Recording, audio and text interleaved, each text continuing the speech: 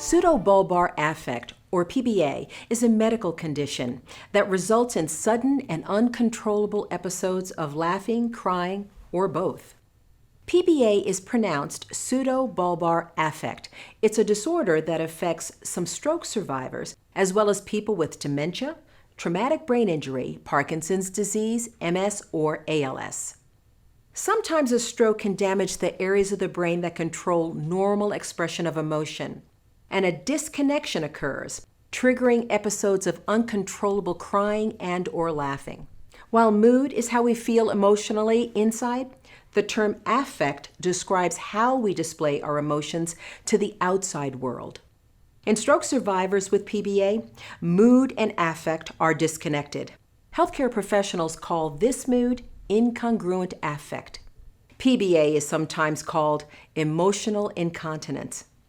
Just as a stroke survivor may lose control of his or her bladder, also known as incontinence, this condition refers to the inability to control the display of specific emotions.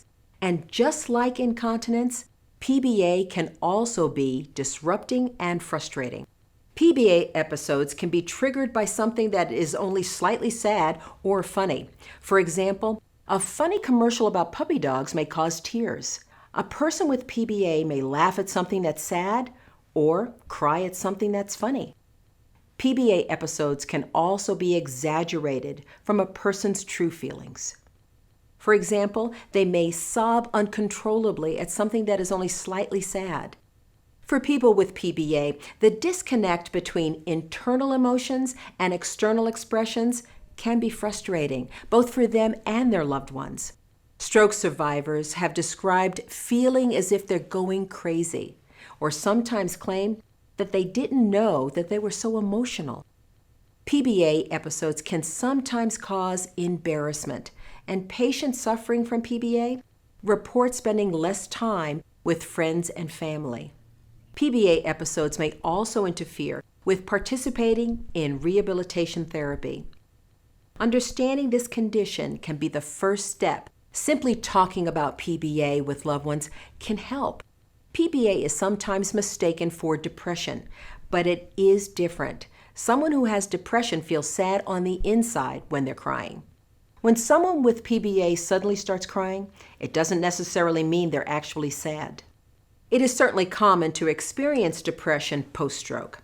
In fact, a stroke survivor can have both PBA and depression. However, PBA is not depression. It is important to differentiate PBA from depression so that the stroke survivor is treated with an appropriate therapy.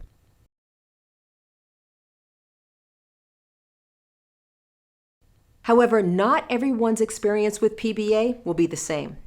Episodes of laughing and crying can range in severity from person to person.